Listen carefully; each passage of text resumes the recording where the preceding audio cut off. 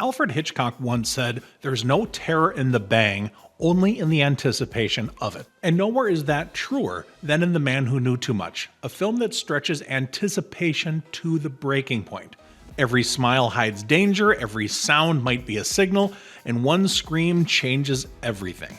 It's like Hitchcock is playing a cruel gotcha game with the audience, dangling clues like a cat toying with a very nervous mouse.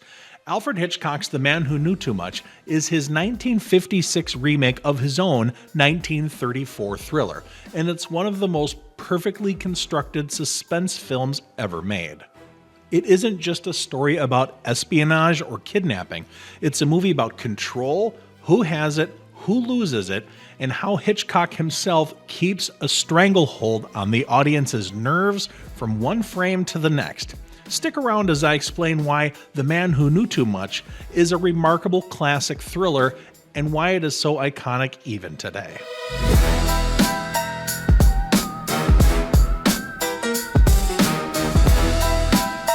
The Man Who Knew Too Much was shot in vibrant Technicolor with stunning location work in Morocco and London. The film also marked a rare foray for Hitchcock into widescreen VistaVision. While Vertigo might be Alfred Hitchcock's most psychologically probing work, and Vertigo is probably my favorite film of all time, and Psycho is probably his most terrifying movie, The Man Who Knew Too Much is his most humanly accessible.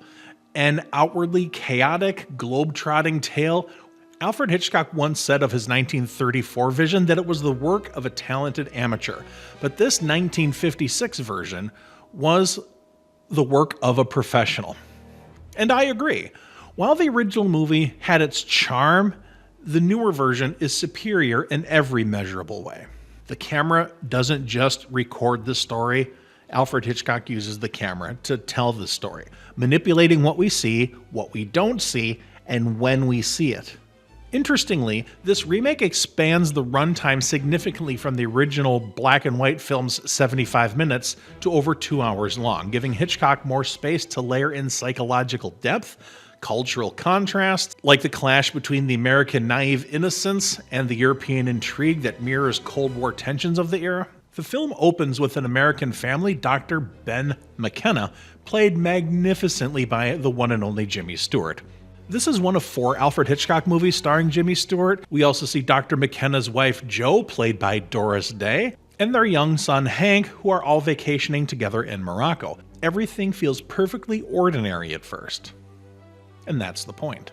They're tourists charmingly out of place, and Hitchcock milks that sense of ease and comfort because he knows what's coming. It's almost comical how the McKennas bumble through cultural faux pas, like accidentally knocking off a woman's veil, setting the stage for chaos to come with a wink at the American obliviousness while abroad. Oh my, how things have changed, right? On a bus to Marrakesh, the McKennas meet Louis Bernard, a friendly but oddly probing Frenchman. He asks a few too many questions. Hitchcock subtly undermines every bit of small talk with camera cues, medium shots that isolate the family, faces framed just a little too tight, and a low hum of foreign chatter all around. Jo senses something is off, but can't quite say why, and Jimmy Stewart's character just brushes it off. At least at first. That's how Hitchcock builds worlds, not just with sudden shocks, but with creeping unease.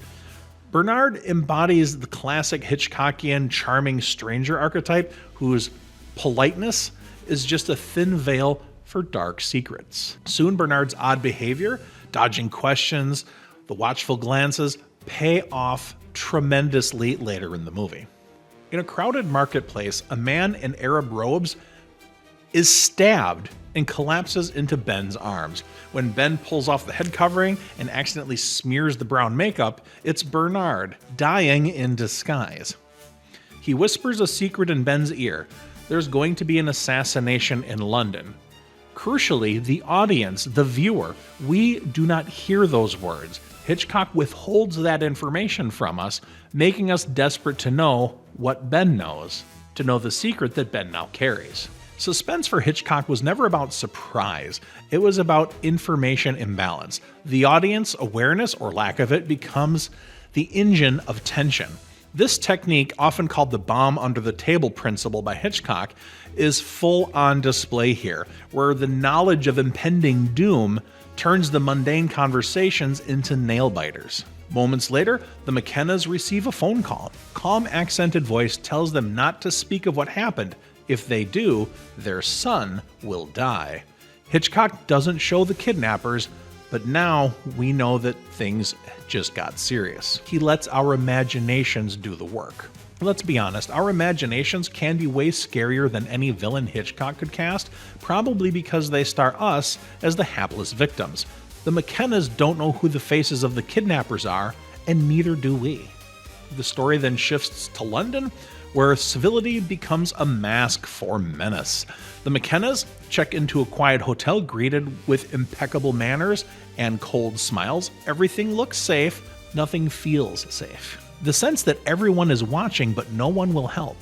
Ben's search for Hank takes him down a maze of false leads and dead ends. The phrase whispered to him, Ambrose Chapel, seems like a person, but it turns out to be a place, a taxidermist's shop. This sequence plays almost like a cruel joke, with Hitchcock using mistaken identity for both humor and torment. It also adds to the dread where the one lead they had doesn't seem to add up to anything. James Stewart is the perfect Hitchcock protagonist here, rational, decent, and slowly unraveling under pressure.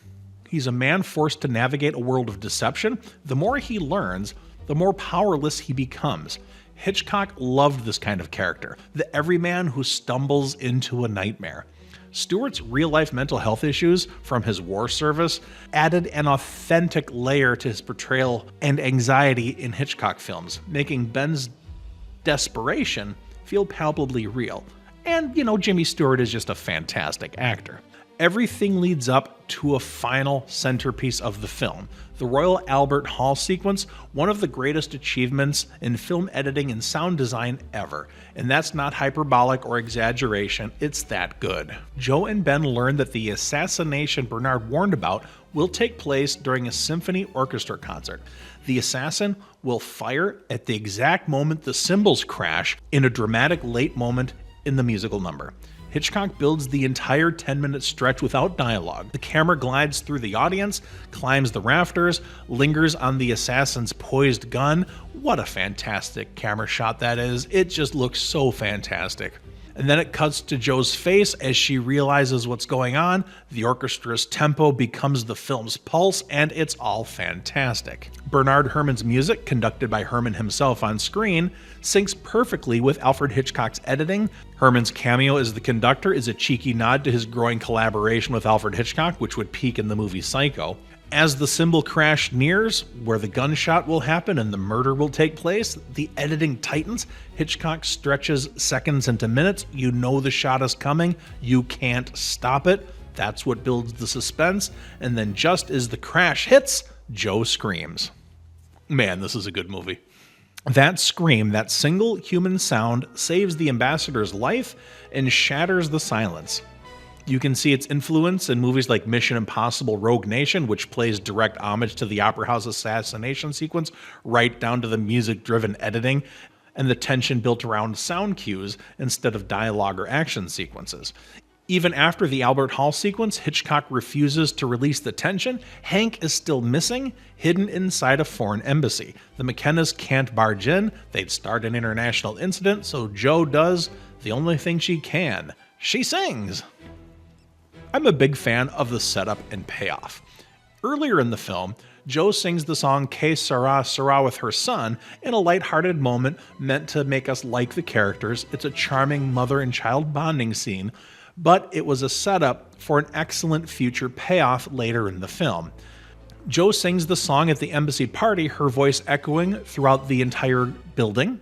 Her hope is that her son will hear it and know who is singing the song and that she is there. Hank, located upstairs, hears it and loudly starts whistling along with the music. The song, which won the Academy Award for Best Original Song, Que Sera, Sera, whatever will be, will be. How embarrassing. Ben quips to the friends they left behind earlier, sorry, we were gone so long, but we had to pick up Hank, adding a touch of wry humor that deflates the drama perfectly Every camera move is calculated meticulously. Every edit is psychologically thought out. It's not just storytelling, it's orchestrating an experience, and nobody did it better than Hitchcock.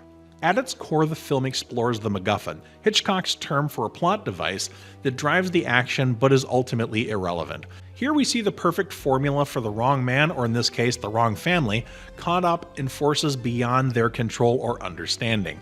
Ordinary people, extraordinary danger. So if you haven't seen The Man Who Knew Too Much lately, watch it again with fresh eyes. Notice how the camera leads your emotions, how the music manipulates your breath, and how Hitchcock, the great puppet master, pulls every string without ever showing his hand. If you enjoyed this video, please hit that like and subscribe button. It helps a young growing channel like mine. And if you like good stories, you can check out my novels at Amazon.com. My name is Eric Wilfred Watson. Thanks for stopping by my channel. Eric Wilfred Watson signing out.